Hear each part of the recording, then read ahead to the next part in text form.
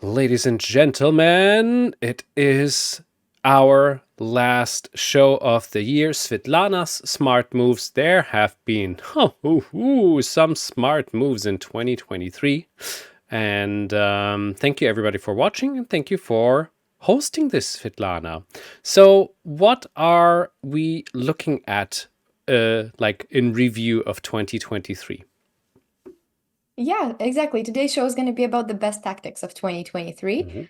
It has become a bit of a tradition over the last few years, and that's just our way of recapping the year's best chess events and giving you a chance to do some tactics yourself in the process. Perfect. So, our first tactic is from the Grand Swiss, which was full of amazing games, but for this lesson's purpose, I've picked some either of my personal favorite ones or the ones that were the most memorable. Mhm. So here, try to find the next move that from Black that Radoslav Wojtaszek played to win the game.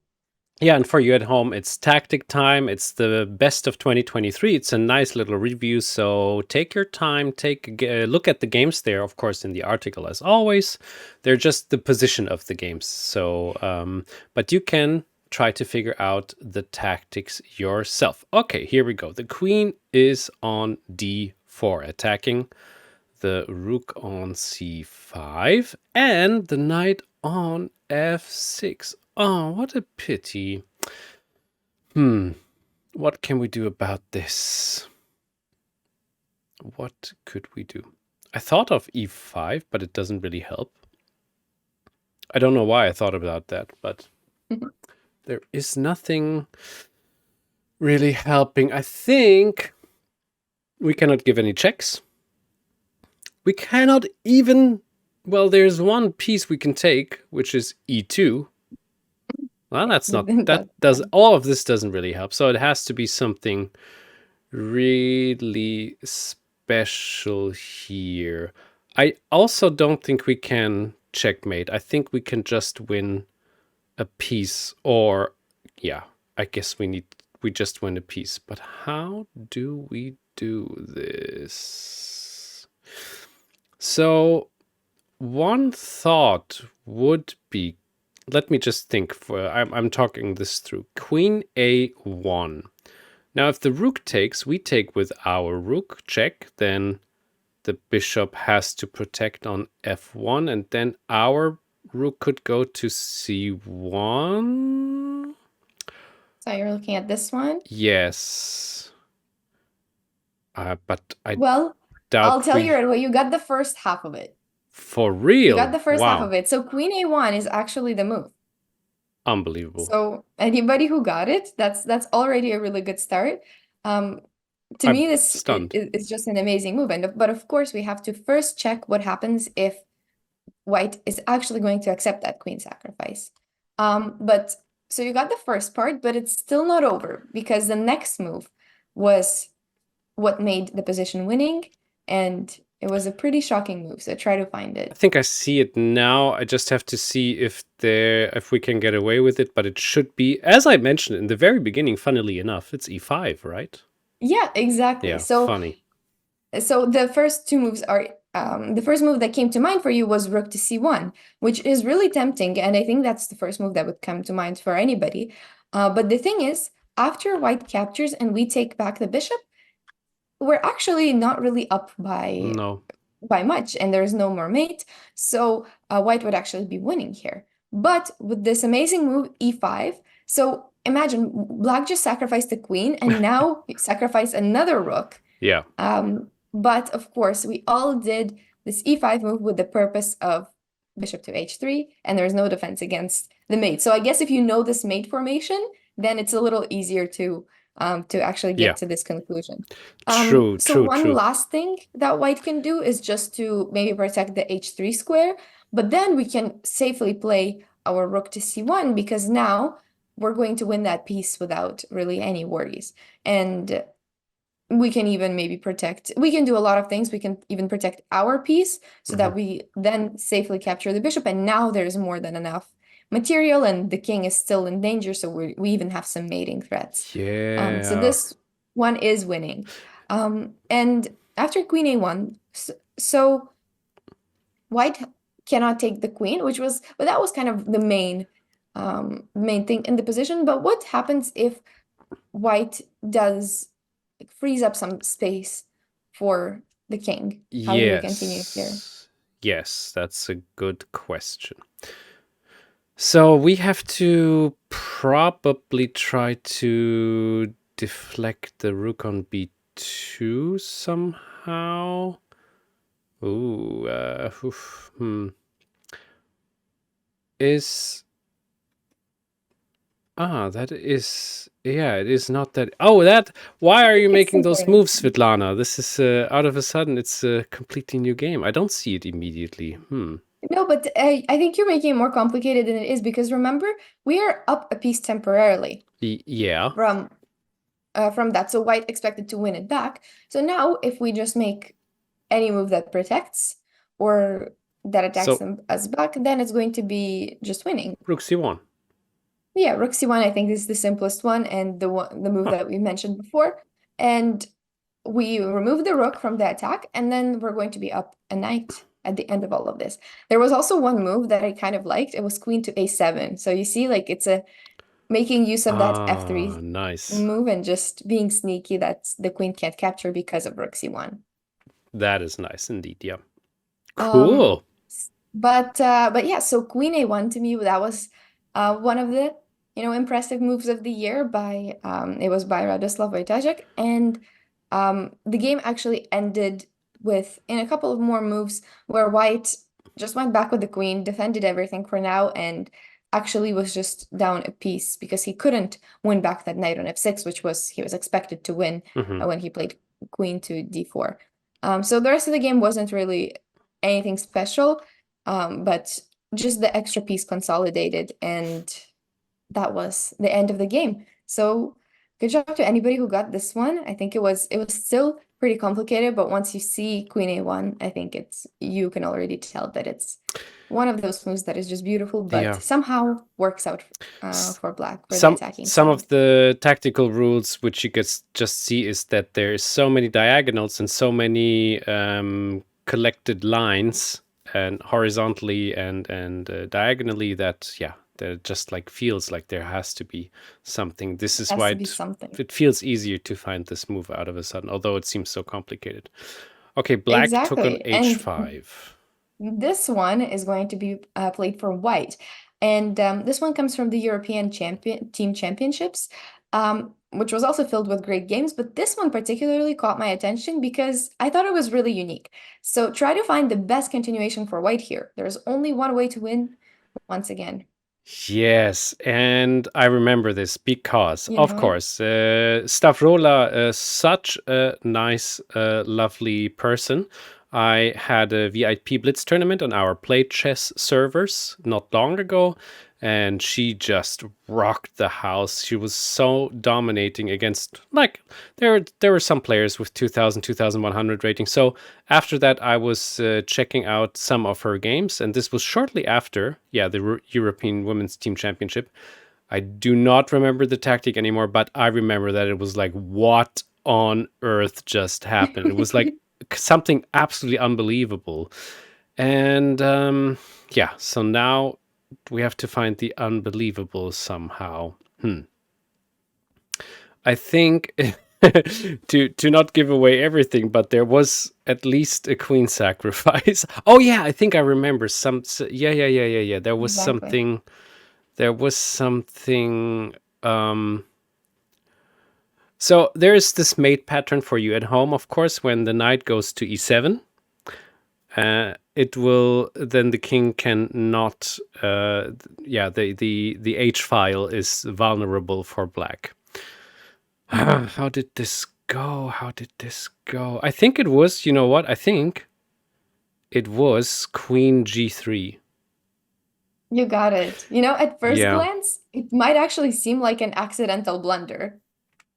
You just play queen g3, and then there's actually knight to e2. Yeah, and exactly the same thing which I just mentioned for white. Yeah, exactly. So it's not here. It wasn't a blunder. It was actually a brilliant move and the only way to win for white. But it does seem like that at first glance, because then there's just a knight e2 fork, and then you lose the queen. But it was actually a really good sacrifice. And the reason is that after knight to g3, try to find how to incorporate your idea into kind of the winning pattern. So, as I mentioned, I think what we have to play now is knight to e7 to give this Yeah. check. The king can only move to h7 or h8. It doesn't matter because white is just blocking g8 and g6. And now the final joke is that we just take the knight with our g Exactly. pawn, with the f pawn, sorry, and open the file, the h file. Yeah, and there is no way to stop rook h1. If you Insane. move the queen, we'll do the checkmate. And if you move the king, then we're going to win the queen. So no matter what black does, the queen is going to be won. But it's not even just about the queen. It's the fact that even if black gives up the queen, the king is still in a mating net on that h file. So what ended up happening is that the king went all the way forward, and it's it's really close to a mating net already. And after bishop f6, black actually resigned because there was no way to avoid the checkmate with the king right in the middle here. Yeah, Of crazy. course, black could have defended in different ways, but no matter what, there was still like a winning line for white. So for example, I'll show one of them with f5. So making a little bit of space for the king, but even that would not have helped, because we still are going to win the queen, and we don't even have to take it right away. So here, white has a really interesting move, c5, which is necessary to be played, because our idea is to play bishop e3 and then to actually win the queen, not even for the rook, but for the bishop. But here, unfortunately, the knight also gets trapped on e7. So this is why there is a really nice continuation with c5. So at first, you provoke that capture, and then you play bishop e3. So this is going to win us the queen for the bishop, but none of the rook e8 moves work because we have d6 protection for the That's the knight now. trick. So I'm not sure if Starula saw this from the start. Maybe she would have found it if this happened. Yeah. But it's already, at the very least, white is going to win back the queen in all of these lines, plus more, plus keep the king in danger. So I thought this was a really nice tactic and a very unique one, because you don't really see this often. Yeah, it's so fantastic. One of my absolute favorite tactics of the year, clearly, because I just couldn't believe my eyes when I saw this. Yeah, it's because it's so beautiful and so unique in so many ways, as you just explained already. All right. Yeah. Now Okay. this Well, looks easy. I could not exclude the World Cup. It's usually one of my favorite events of the year. We've already made a few episodes about that tournament where we reviewed the most interesting games. So this time I chose a bit of a different tactic for you to solve. So it is white to move. Try to guess what Peter Svidler played here. Well. So I'm just have to find out This looks like your element, right? Yeah, You like, already see all the...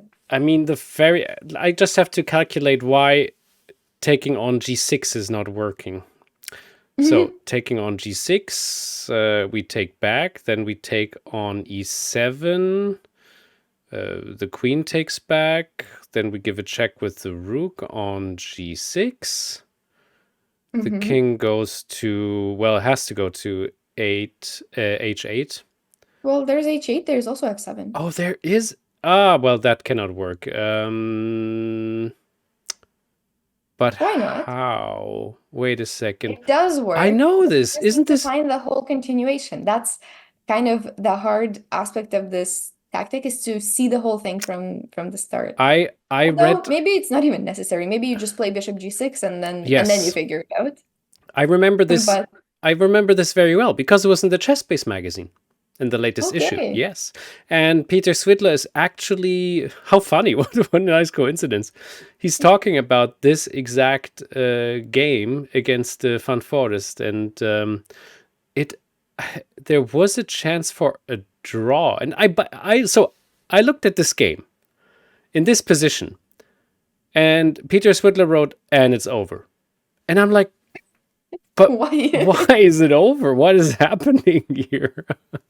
So Yeah, well, that's why we're yes, stopping here and figuring out what the final continuation is, because bishop g6 is like is of course something we look at first, but to play it in a real game, you kind of need to be a little bit more sure to kind of see the rest of it. So yeah. what would you play here for white? So there was something special which how it continued. I don't think it. I don't know if it was. I don't know why it would be Rook G7, but I think there was something about that. But It's not rook what? No, g7 it's here. not. Okay. So Queen H6, King Good, E8. right? And then how did it? Rook takes on D5. Exactly. Yeah, and that's Rook E6, and Yeah, White should win this. for sure. So at the end of this line, now you can probably now you can we can probably judge, the evaluation of this, just because Black is going to have to give up the queen for the rook, and Hmm. we're going to have a queen against two rooks. But this is not one of those ambiguous queen versus two rooks. The rooks are strong. It's not one of those because the rooks are disconnected. Black is lacking quite a few pawns, which are all going to get lost. The pawn on d5 will get lost. The pawn on h5 can get lost. So this is one of those situations where the queen is actually much stronger. The king is in danger. The rooks are disconnected. So this one is not really a competition that the rooks can compete against the Hmm. queen. But this was one of the winning lines, so that's good. And And let's now see it what gets happens after difficult. king to Exactly. h8. Yeah. So this thing I could figure out, but this, I think I went. It's actually very similar, so I think you can figure it out. And there's, I think, a few ways to get this to a win. Well, let's just try. It's very straightforward. What about Queen H6 check, Queen H7, Queen G5? Queen to g5. Okay, so if we play queen to g5 now, We there's going to just be rook to f5. They are not helpful. No. Okay. But that's why we do this whole process of the candidate moves, because we see why queen g5 doesn't work, and it's because of rook f5. So what can we do instead? How about we take on D5 again? For sure. Oh So my god, that's amazing. once we do that, there's no more rook f5. And so after the capture, queen g5 does win. And it brings us back to that same idea that if we ever win the queen for the rook, we're going to be just fine. Yeah. So, so this queen to h6 is winning. But there was also rook h6, which he played in the game, which was also winning. Oh. And it went with rook to h5, and black resigned here. Maybe it's a little bit early, but for them it's for them it's not. But there's going to be some queen g3 or rook g5, and there is going to be a checkmate there. Or well, right now there's queen to h6 that is being threatened. But for example, if black plays anything else to defend, then we're going to play this and make some more checks and just kind of get the king onto the h file. And once that happens, we just bring the queen onto the h file. Hmm. So it's a bit of a shuffling with the queen and the rooks, but that's why I think I like your queen to h6 even better, because it's a little more straightforward. But yeah, so that was the one from the World Cup, but there were so many more. It was really difficult to pick, Hmm. but I had to limit myself and choose something different that time. Here's Goodness. one more tactic that comes from the tournament that happened at the beginning of the year, Oh all the yeah. way back in January. Maybe some people have seen it before. I don't know if anybody still remembers it. This one was a famous game from Tata Steel by a girl, Aline Robers, against Erwin Lemy, where she pursued a really nice tactic. And this was one of the critical moments in the game where there's only one winning move for black. So what do Yeah. you think it is? Try to find it. So first of all, this was of course a big upset because Erwin Lamy has 2,627. He's a brilliant chess player, and Elin Röbers back then 2,361. Meanwhile, 2,400 something. She's climbing towards 2,500 quite quickly. Oh, Big wow. reason for that is that Robert Rees is her coach since she is. I think I asked him in the interview. She's 10 years old or something. Okay. So yeah, Yeah, the He's longer in I'm good with hands. ChessBase, the more I get some knowledge about some things. It's quite Yeah. nice that We I can. actually played against Netherlands in the You Olympiads, did but that. I didn't play her. Ah, I played you're against that right. grandmaster Peng Zhaoqin, Peng and Shaoqin, then my yes. teammate played against her. So their Yes. game was crazy. Yeah, But even there, you could already tell that that this girl is going to be really good really soon. indeed, So indeed. try to find her winning move here as well. Okay, yeah, well, what to do here? This takes just a couple of hours until we figure out what is actually happening. Who has a piece more or less? What is going on? So our king is quite open, but it That's probably why there's doesn't the matter. chess-based features that tells you who has True, more. true, true, And true. black has one more pawn. I'll tell you that right away, but that doesn't matter. You mean, yeah, I covered it with our video. This is why I couldn't Yeah. see that. You're so right. Yeah, this is quite helpful. Anyway, I mean, what to do here? I will try to get my rook to the H file to attack the queen and the king at the same time, but I have to figure out how to do that. Is there, or maybe we can just, the queen can take on G5. So Yeah, otherwise so I would something have has to be thought, decided fast. yes, I would have thought bishop D1 would have been nice. So maybe we can, oh, that's also not working. Oh, Bishop goodness. D1, Queen G5, you're right. I think this one leads to like an equal endgame, equal Yeah. position. But Bishop D1 is still one of the moves to consider, but Hmm. this one was a bit more forcing.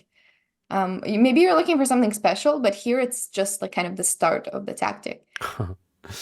All right. So if we just take on E7, Yeah, I mean, then they have to take back.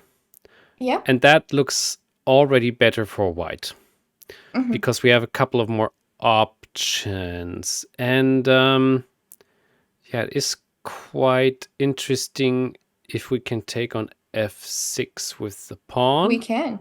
We can. And And black plays G5 as the next move. So this was the next critical moment where which made this game special. So now is hey. the time to finish off the tactic with something nice. Well, how about it? I don't know if it's working, but we have to see. So we take on E7 and we try to get a queen. Okay, well, if that happens, I think we're gonna take with the rook. Yeah, and then I thought we'd deflect the queen away and go to H3 with our rook. But then there's also this sneaky Oh, bishop yeah, that's going to that take us. would be a big failure. Oh, what a pity. Okay, never mind. Can we take on E5 instead then? Because that's a bit more threatening. With what? Well, it doesn't matter. No, well, it does matter. Maybe we have to take with the queen, actually. Well, it's a trick question. Both of them work, but they work a little bit differently. Yeah. I think the one with the queen is a bit more complicated. So if we take with the queen, then take here, attacking the rook with exactly your idea. Uh-huh. And then take here. Basically, we have to go for this d6 move and go for this position, which, yes, it's winning for white, but it's Should have like been avoided. it's still a little risky if you don't, finish this off Yeah. correctly. So I wouldn't go for this one, and instead, if anybody has found the bishop to e5 move. So Okay. let's see why. And you're right. This bishop right here. We're losing our queen anyway, so we don't have to worry. Yeah, exactly. So the queen is gone, but there's going to be f takes e7, Yeah, and we that's... have both the attack on the king and the attack on the rook. It's still not done because we are going to not even have a queen at the end of this, but we got the rook back, and we got a bunch of pawns. Yeah. And at the end of this, we see a position where there's a queen against a rook, bishop, and knight. So that's more than enough compensation, but it's not even about the compensation. It's more about the opponent's king and the fact that all of white's pieces are really coordinated. Yeah. So there's more material plus the attack can keep going. So that is how you kind of evaluate the end of the line as favorable for white. The game ended pretty soon, but it was basically the bishop e5 move that made it a really nice game that made it include this queen sacrifice. But yeah, the rest of the game was actually just because of these two pawns. Black resigned because there's going to be e6, d6, and it's unstoppable with only a queen and the king. So that was Fantastic, yeah. um, also a really memorable game of 2023, right at the start. Do you have time for one more? Oh, please. Yeah, I could do this Okay. for hundreds of hours. Also, I have the feeling it's a very good tactical training. And I'm Yeah, curious if I yeah. can tell another story. I try to choose like critical moments so that you can kind of test yourself a little. And maybe it's a little bit easier if you've seen the game before, or even like subconsciously. Hmm. If you've seen the game before but you don't remember it, maybe it's somewhere there that you can So retrieve it true. and try to guess it. Well, the last one, I am sure that everybody has seen it before. Oh, okay. Because, well, when I'm doing a recap of 2023, I can't not include the World Championship match, which happened this year.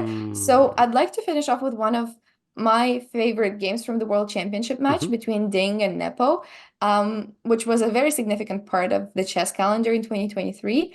And this was actually like a game that they drew, but it was still one of my favorite games because um, I think it was different than the rest. It was a bit crazier than the rest.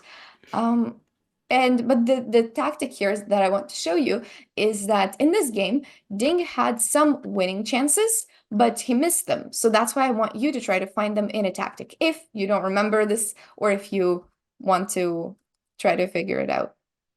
Because I've seen this game before, but I didn't remember all of the, subtleties of how Phew.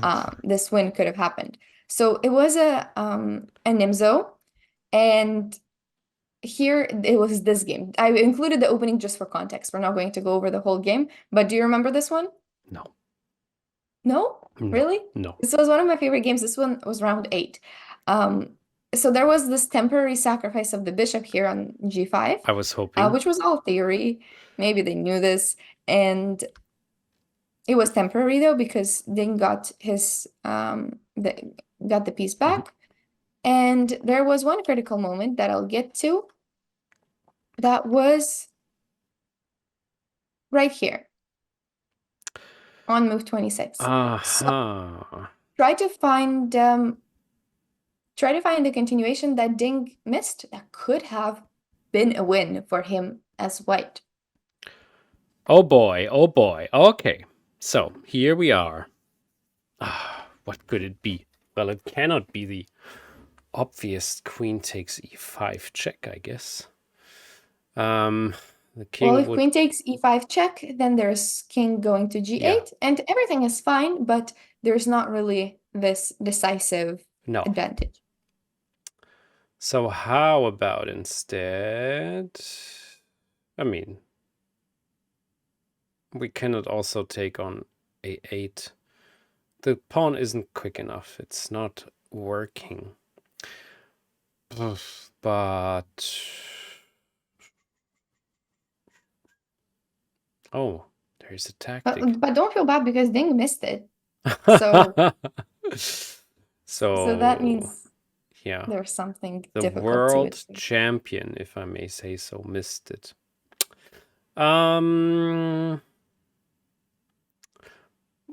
Well, what happens if we just play d7?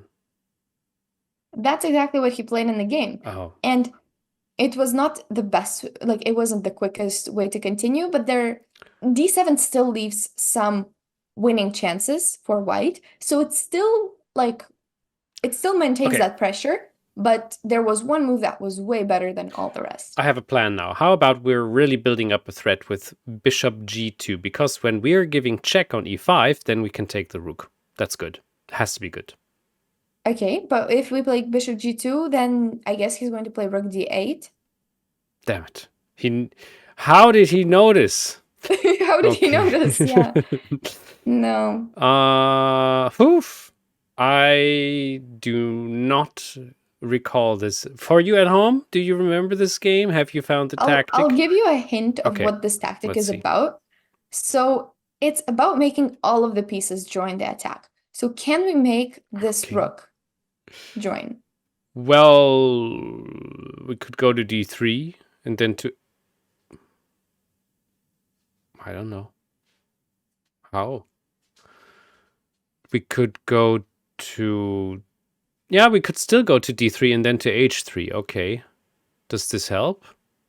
No. Yeah, this is winning. This is the win that Ding missed. Whoa. Rook to d3, and rook h3 actually ends up being a really big threat. The reason is, let's say there's some rook d8 move from black, which we talked about a lot. But now after rook h3, we're going to take on e5, which was one of the ideas that we had initially. But now that the queen is not on h8, this will actually lead to the mate. Oh. On h8. So this one was winning, and no matter what black does, they can't protect it, or else they're going to lose that rook on a8, or lose something else, lose the pawn on e5 with a checkmate. So this was the winning move, which is a little bit subtle, but there was one more win that I want you to find. So after d7, I think this is the move that most people probably looked at because it looks like something we want to do with our passed pawn. Yeah. But the game continued with the king, with the queen taking on e5. So now the material is equal, just the bishop for knight trade. And Ding made some moves here, was a little bit unsure, and then played queen to c7. And this was the moment that nobody could believe that Ding didn't didn't do this. But I want you to try to find what happens after queen to h4. What would you play here for white? Try to find that whole continuation, because this was kind of one of those moments that was really, really a missed chance, and Well, that could have made the match go completely differently. apparently we cannot take on d8. That would be too easy, because probably black either gives how do you call it, repetitive checks, or even wins, maybe. Maybe that's what Deng thought, actually. But we obviously still have to look at what happens on the queen to d8. Yeah. But I want to hear your verdict whether you would take that rook or not if that happened to be your game. Oh. I mean, personally, I would. If I'm making at least a draw against Nepo, I think you take that rook. I would take that rook, yeah. But the question is, are we not getting checkmated? What about knight e3? Is this any issue? Well, if we No, take no, on no, no. d8, then Yeah. no. So it has to be some kind of check of black, I guess. Or, yeah. So queen takes, Well, queen yeah. e4 check. Well, okay. Well, I don't know. Can we not just take the bishop e2, queen h1 check? That one is going to be the repeated position. Yeah. So queen h1, and Well, then I got a draw. I'm happy. back.